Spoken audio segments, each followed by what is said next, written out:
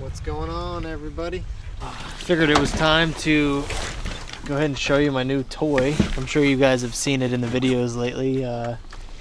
This is the Backwater Swomp 23. It's a 23 horsepower Briggs & Stratton Vanguard motor. This one is the carbureted version. I opted for that one over the EFI because you could put a carb kit and an exhaust on here and get a little extra horsepower out of it. So I figured if I ever did want to do that, it would be a better investment, I guess. So now I've got 12 hours on this motor, so I've ran it a little bit. I've had it with just myself, as you just saw, and then I've ran it with up to 4 guys in the boat. My boat doesn't do awesome with 4 guys in it. I just kind of plow some water. It doesn't have enough power. I think I'm running a 9-inch prop on here.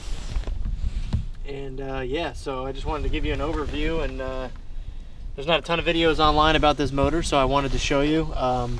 Before coming to this motor, I had an SPS Longtail on a Predator 420 motor with like a 100-inch shaft, which is a 13 horsepower motor, and it just wasn't enough for what I wanted. So started shopping around, and a friend of mine actually has one of these backwater kits on a Predator 670 motor, and I was gonna do that. I was gonna buy the Backwater Longtail and then put it on a Predator 670 motor, but then after doing a bunch of research and everything, these Briggs & Stratton Vanguard motors are just way better. So this one actually has a backup recoil, so I can pull it if the battery dies.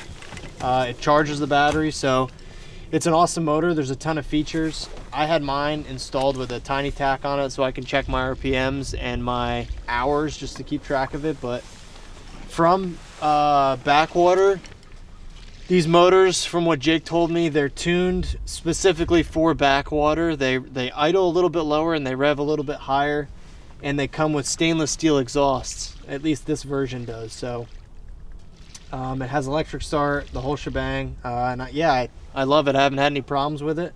It's been good so far, and just wanted to give you a quick little overview of driving around and seeing what it was all about. So I think I paid $3,700, something like that, and then they shipped it to me on a crate, and I put it on my boat. So installation was pretty easy. There's a whole bunch of mounting hardware that comes with it all, and it's fairly simple as long as you follow their instructional videos. And so yeah, overall, it's been awesome. This shaft obviously is a lot shorter than 100 inches.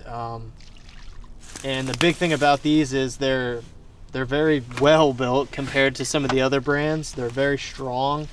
And that cavitation plate they have on the top there that you can see, when you're running, you can adjust it to have it set right. It's just in the water like that much, just under the surface. And that helps to keep the prop underwater when you're going. Otherwise, a lot of times those, like that Swamp Runner SPS I had, if you make a turn or you hit something, it just throws it right out of the water, and sometimes you have to fight to keep it down in the water. This cavitation plate, once you have it set right, it just holds it right there, and you can basically be hands off and it'll just go. So it's very enjoyable to drive. So yeah, I just wanted to give you a quick little overview and show you guys what I've been using. So I guess I'll do another review update once I do some more hours on this motor and stuff, but overall it's been really good so far, and it's been a lot of fun to drive. So I'm running it on a 1548 Express John boat, I guess you'd call it. And by myself, or excuse me, myself and one other guy, no gear, I can do 20 miles an hour upstream. If I'm by myself, I can get more. And typically with 3 guys in gear, like this morning, I can do like 15 miles an hour. So it's pretty good, and it moves enough. So other than that, yeah, it's been an awesome motor.